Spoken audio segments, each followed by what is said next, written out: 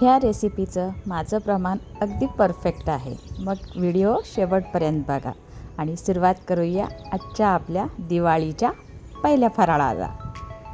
नमस्कार, माझं नाव अर्चना. तुम्हा सर्वांचं माझ्या यूट्यूब चॅनलवरती मनापासून स्वागत. शंकरपाळीसाठी मी दरवर्षीप्रमाणे आत्ताही वाटीचंच मेजरमेंट घेतलेलं आहे.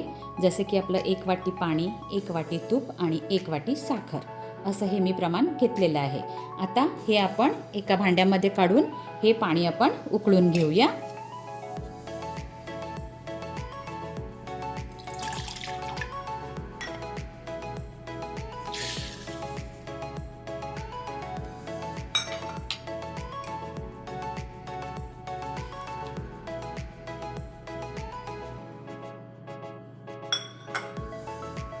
सध्या आम्ही 2 वाटी सेम वाटी वापरलेली आहे. 2 वाटी मैदा आम्ही चाळून घेतलेला आहे. जास्त लागतो कमी लागतो हे मी पुढे तुम्हाला सांगतेच.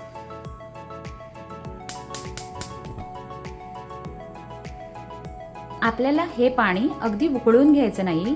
आपली साखर विरघळली ना तोपर्यंत पाणी हे उकळून घेतलं तरीही देखील चालेल. त्यानंतर आपण गॅस बंद करू शकता. साखर विरघळली की आपण गॅस बंद करूया.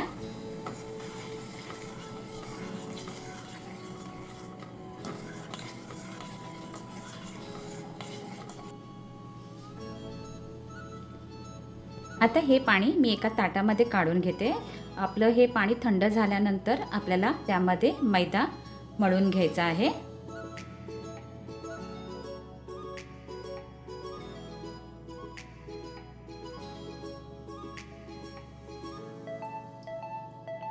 या अशा पद्धतीने आपण जर शंकरपाळी बनवली ना तर ही महिनाभर काय जास्त दिवसही टिकते. तुम्ही ही रेसिपी एकदा नक्की ट्राय करा. पाणी आपलं थंड झालेलं आहे. आता ह्या मैद्यामध्ये आपण थोडं थोडं घालून हे मळून घेऊया पीठ.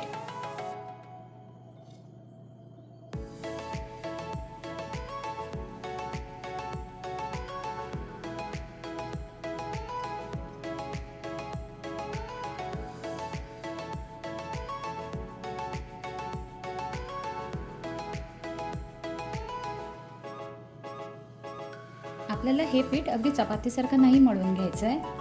फक्त हे पाण्यामध्ये हे बघा, ह्या अशा प्रकारे मळून घेतलं ना तरी देखील चालेल.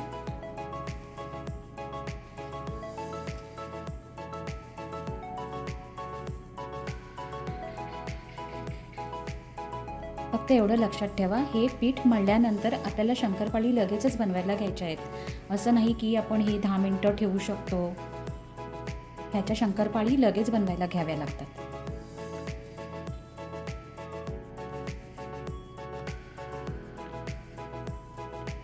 माझं आता जवळपास अर्धा वाटी पाणी राहिलेलं आहे.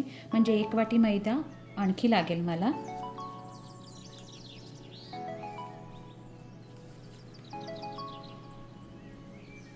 हे आपलं पीठ मळून झालेलं आहे. आता आपण तेल गरम करायला ठेवूया.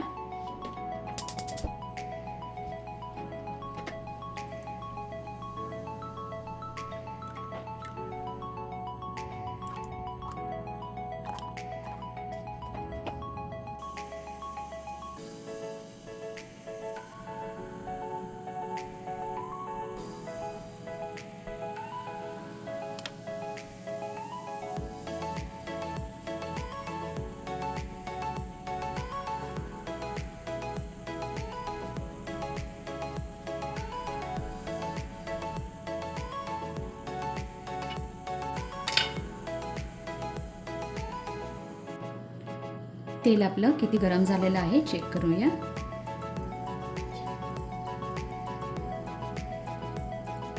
तेल आपलं चांगलं गरम झालेलं आहे.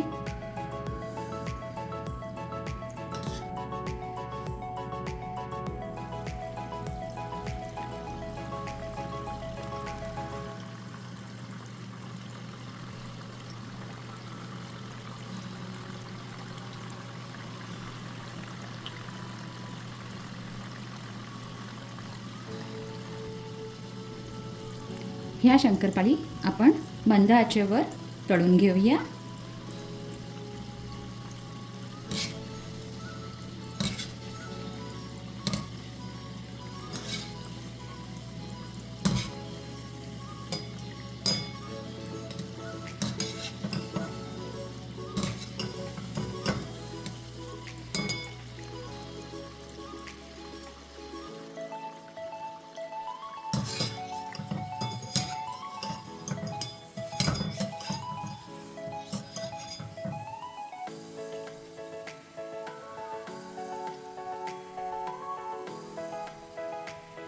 हे आपण एका डिशमध्ये काढून घेऊया.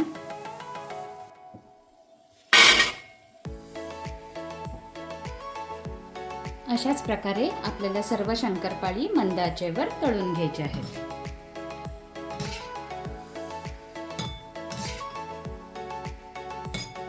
आपल्याला ह्या शंकरपाळीना थोड्या लाईट ब्राऊन असतानाच काढायच्या आहेत, कारण त्याचा नंतर रंग चेंज होतो. तर आपल्याला जास्त हे नाहीतर त्या करपल्या जातील. थोडा लाईट कलर असतानाच आपण त्या काढूया.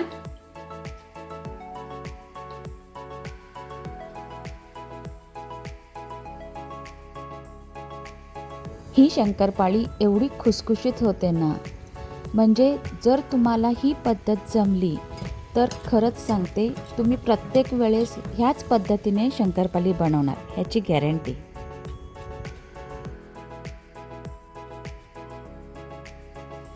आता तुम्ही ह्याची साईज बघा, आपली शंकरपाळी किती फुलली आहे ती. आपलं दुसरं पीठसुद्धा मळून झालेलं आहे.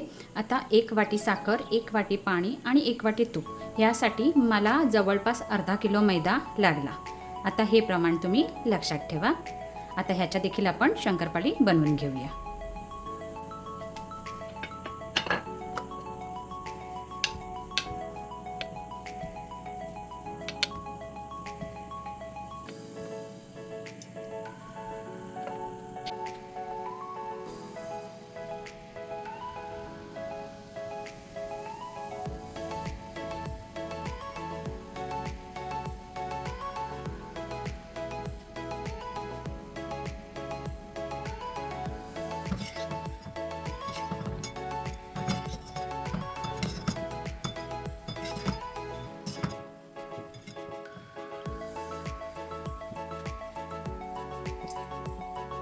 खारीसारखी खुसखुशीत आपली शंकरपाळी रेडी आहे. ही बघा. जेवढ्या दिसायला ह्या शंकरपाळी छान आहेत ना, त्यापेक्षा चवीला देखील. तर तुम्ही ही रेसिपी माझी नक्की ट्राय करा आणि तुमची शंकरपाळी कशी झाली ते मला नक्की सांगा. व्हिडिओ आवडली तर लाईक करा आणि चॅनलला सबस्क्राईब करा. थँक्यू.